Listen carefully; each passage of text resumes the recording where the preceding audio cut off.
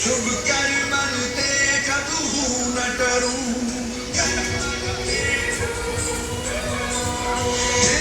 शिवा पर मोहे है शुभ कर्म ते कबहू न डरूं और हो जब जाए ना इसके करी अपनी जीत करूं।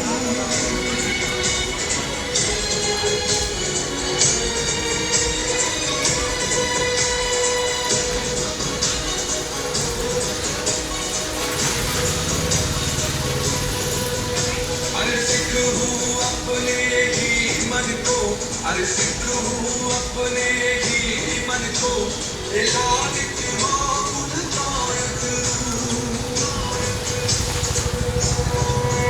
जब याद निदान पड़े हद ही रण में सब झूठ मरूं, जब याद निदान पड़े हद ही रण में सब झूठ मरूं। शिवा पर मोहे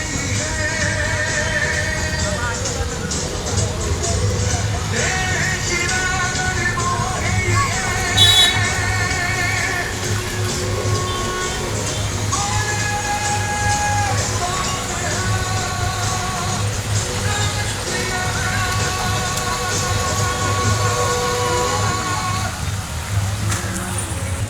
संत मुबारक दुष्ट सबन को मूलो मारन, या ही काज खड़ा जन्नत।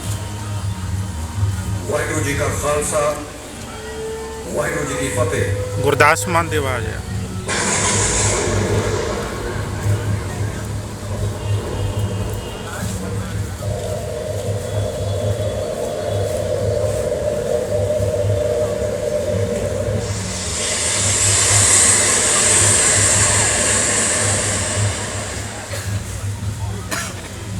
वो पावन धरती है जहाँ सिख धर्म के 10वें गुरु सरबंस दानी साहिब कमाल अमृत के दाता दशमेश पिता धन धन श्री गुरु गोविंद सिंह जी महाराज का प्रकाश हुआ, जिन्होंने न केवल भारत का इतिहास बदला बल्कि संपूर्ण विश्व के इतिहास का रुख भी बदला।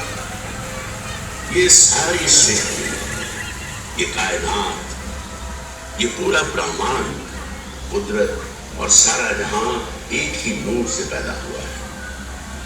ईश्वर, अल्लाह, गॉड, वाहिगुरु, उस एक ही नूर के अनेक नाम हैं। उसी नूर की ज्योत श्री गुरु नानक देव जी ने प्रज्वलित की, जहां से शुरू हुआ सिख धर्म का इतिहास।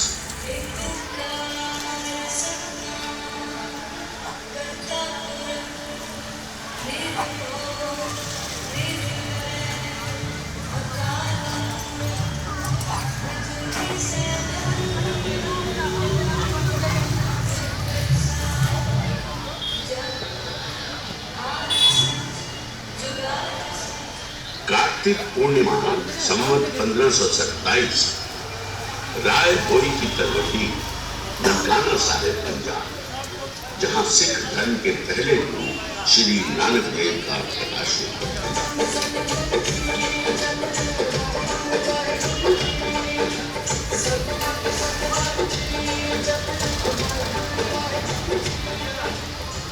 गुरु नानक देव जी के समय पूरा हिंदुस्तान धार्मिक आडंबरों, अंधविश्वास, जात पात और सामाजिक अन्याय से जकड़ा हुआ था।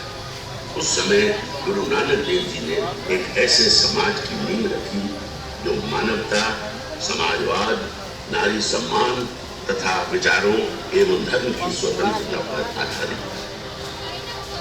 श्री गुरु नानक देव जी ने मानवता के उद्धार के लिए कई यात्राएं की और सन 1506 गुरु नानक देव जी पटना पहुंचे। पटना में एक दिन उनके साथी भाई मर्दाना को जब बहुत भूख लगी तो गुरु नानक देव जी ने उन्हें एक पत्थर दिया और कहा कि वो इसे बेचकर खाना दिलाए। कई जौहरियों के मना करने के बाद भाई मर्दाना जब वो पत्थर को लेकर पटना के मशहूर जौहरी सालिस राय के पास गए तो उस पत्थर को देखकर सालिस राय जौहरी दंग रही उसने ऐसा बेशकीमती पत्थर पहले कभी नहीं देखा। सालिस राय जौहरी ने भाई मर्दाना से कहा कि वो इसकी कीमत नहीं दे सकता, पर उसने इतने बेशकीमती पत्थर की मुंह दिखाई के बदले खुश होकर भाई मर्दाने को 100 रुपए देकर शुक्रिया कहा। सालिस राय जौहरी बाद में गुरु नानक देव जी के दर्शन करने और उनके अनुयायी हुए। उन्होंने अपनी हवेली सिख धर्म को अर्पित कर दी और इसी हवेली में गुरु तेग बहादुर जी सिख धर्म के 9वें गुरु आकर ठहरे और इसी हवेली में उनके पुत्र श्री गुरु गोविंद सिंह जी का जन्म हुआ। आज उस स्थान को तख्त श्री हरमंदिर जी पटना साहिब के नाम से जाना जाता है। गुरु नानक देव जी के बाद उनके प्रज्वलित आध्यात्मिक ज्योति को 9 और गुरुओं ने प्रकाशित किया। गुरु अंगद देव जी ने जात पात के भेद से हटकर लंगर प्रथा चलाई और पंजाबी भाषा का प्रचार किया। गुरु अमरदास जी ने नारी का सम्मान बढ़ाया, सती प्रथा का विरोध किया एवं विधवा के पुनर्विवाह के अधिकार के लिए आवाज उठाई। गुरु रामदास जी ने अमृत सरोवर की स्थापना की, जो बाद में श्री अमृतसर के नाम से प्रसिद्ध है। गुरु अर्जुन देव जी ने गुरु नानक, अन्य गुरुओं, भक्तों, सूफी संतों की वाणी को संकलित कर आदि ग्रंथ की रचना की। गुरु हरगोबिंद जी ने अमृतसर में अकाल तख्त की स्थापना की तथा मीरी और पीरी 2 कृपाणों को धारण किया और सिखों को संत सिपाही दिया। गुरु हरगोबिंद के बाद आए गुरु हरराय जी, जो बहुत कोमल चित्त वाले थे।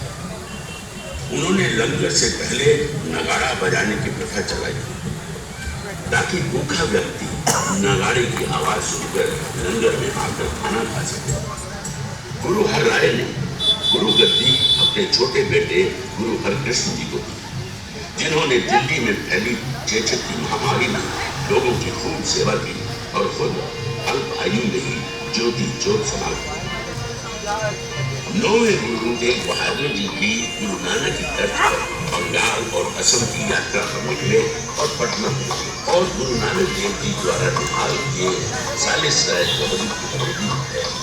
वो हुसैनी सप्तमी विक्रम संवत 1723 को पटना की मुबारक धरती पर दशमेश पिता साहेब श्री गोविंद सिंह महाराज का प्रकाश हुआ।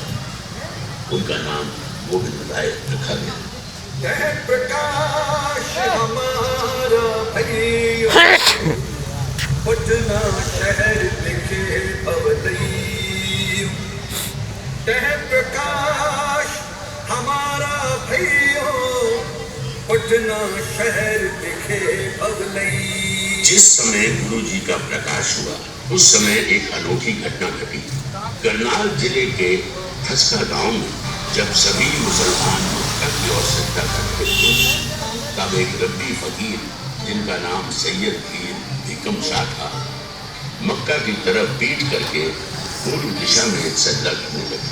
उनके मुरीदों ने उनसे पूछा कि उन्होंने मक्का का अपमान करके पश्चिम के बजाय पूर्व दिशा में सजदा क्यों किया।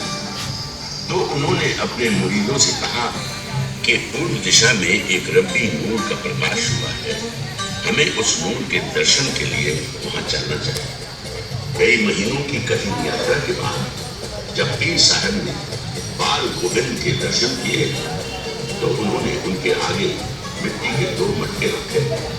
नन्हे गोविंद मुस्कुराए और उन्होंने अपने दोनों हाथ उन दोनों मटकों पर रख दिया। ऐसा करने पर पीर भिकम शाह ने अपना शीश बाल गोविंद के आगे झुका दिया। वहां उपस्थित सभी लोगों ने पीर साहब से पूछा कि उन्होंने ऐसा क्यों किया। तो पीर भिकम शाह बोले, इन दोनों मटकों में मिठाई थी। एक मटके में हिंदू की दुकान से और दूसरे मटके में मुसलमान की दुकान थी।